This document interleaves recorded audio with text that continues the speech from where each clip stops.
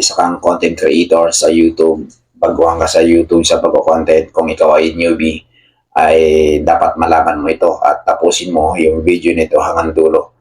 Mayroon akong isi-share sa iyo na pamamaraan kasi may bagong batas na ngayon si Google AdSense.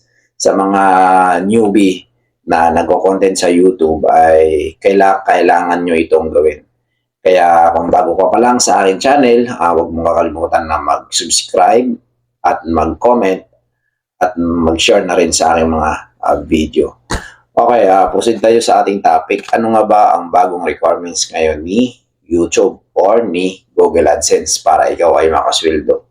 Ang isi-share ko sa inyo kung ano yung requirements ay napaka-importante nito mga boss. Dapat sundan nyo ito at pakinggan nyo mabuti yung aking sasabihin.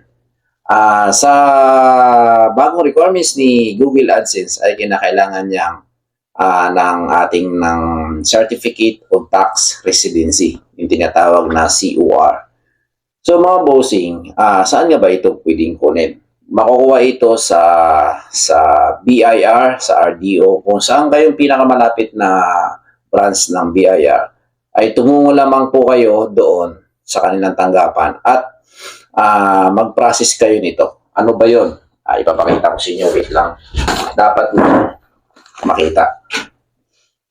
Or ito yung dapat nyong kunin sa BIR. Mayroon ako mga requirements.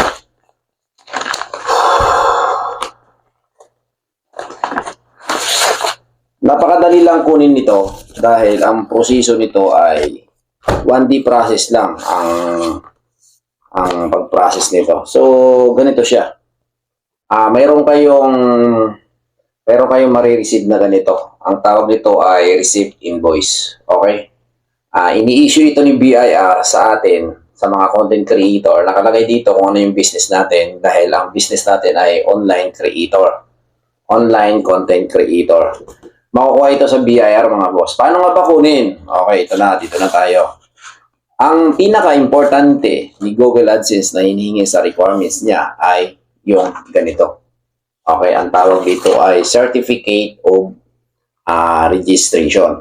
Bakit nga ba kailangan ni Google AdSense to? Kasi ikino-confirm niya yung ating exact address sa ating Google AdSense.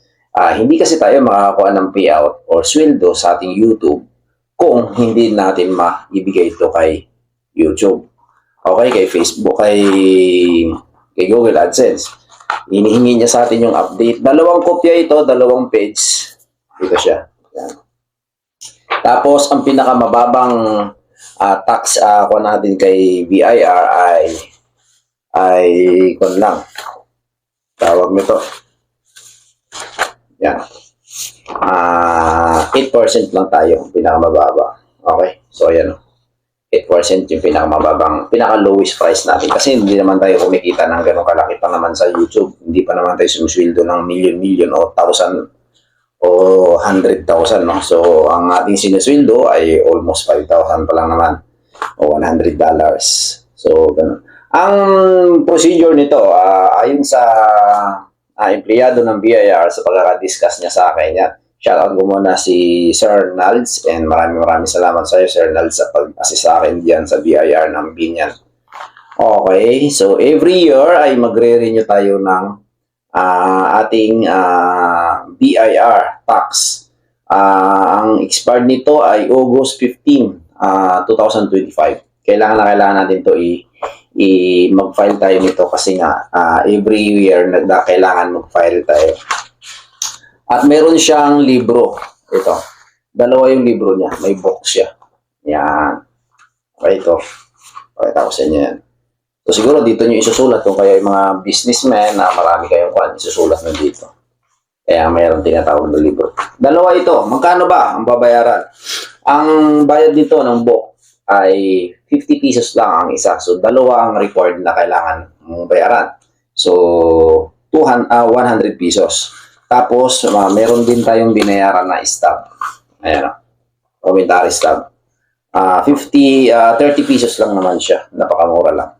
So, ganoon lang ka-basic, no? Ang form nito, dapat mag-fill up ka ng 1901 na form kay BIR. At panoorin nyo na lang, mayroong tutorial sa YouTube kung paano mag-fill up ng 1901.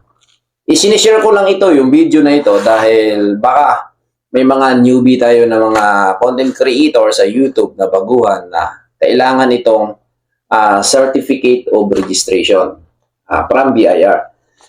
Kung kayo ay hinihingian ni Google AdSense or ni YouTube, ay dapat nyong kunin ito sa mismo BIR, mga busing. Napaka-importante ito kasi hindi kayo makakasweldo kay YouTube kung hindi nyo ito maibigay. Okay? Mayroon pa siyang resibo. Ang resibo kasi nito, magkakaroon ka kasi ng voice invoice receipt. Mayroon siyang option na pwede mong pagpilian. So, siguro kasi hindi naman natin kailangan ng resibo dito.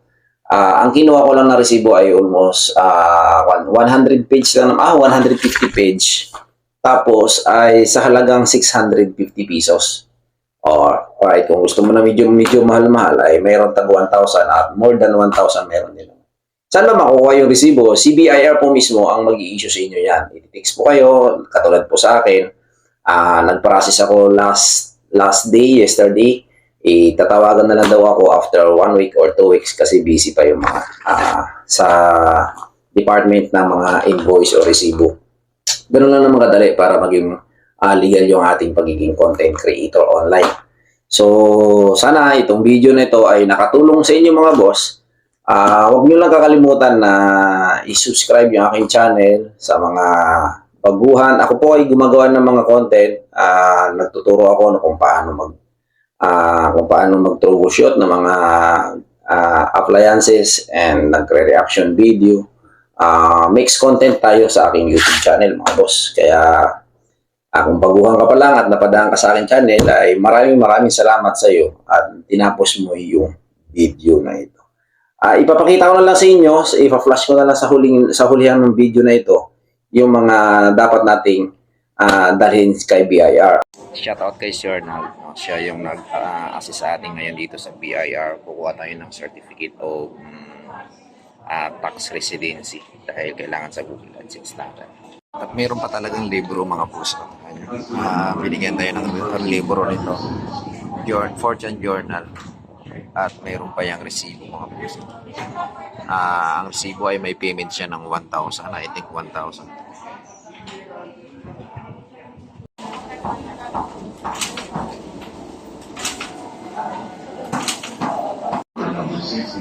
Good morning mga boss. Nakakuha na tayo ng COR, no? So nandito na ngayon sa BIR. Sa BIR po tayo. Ayan, good morning mga boss. Nakuha na natin yung ating receipt invoice. Ito po yun siya. Okay. So, from BIR. Ano nga ba? Pwede ko na banggitin to ngayon, no? Ang una-una nating dalhin kay BIR, dapat magdala kayo ng 2 copy Xerox na valid ID. Dapat same yung address doon sa nakalagay sa iyong Google AdSense or sa iyong YouTube. Ano ba 'yon? Katulad ng driver license or yung postal ID. Basta yung address na naka-address dun sa ID mo ay same dun sa ina-applyan mong certificate of residency. Ganun lang kasimple. Tapos yung 1901. Kung wala kayong 1901 form, maaari na kayo kumuha doon mismo sa may RDO, so sa BIR mismo, na kung saan na mas malapit sa inyo at doon na lang kayo mag-fill up. Magpag-guide na lang kayo doon sa mga mag-a-assist sa inyo at napakabait ng kanilang mga empleyado sa BIR. Shoutout sa mga taga-BIR ng Binyan.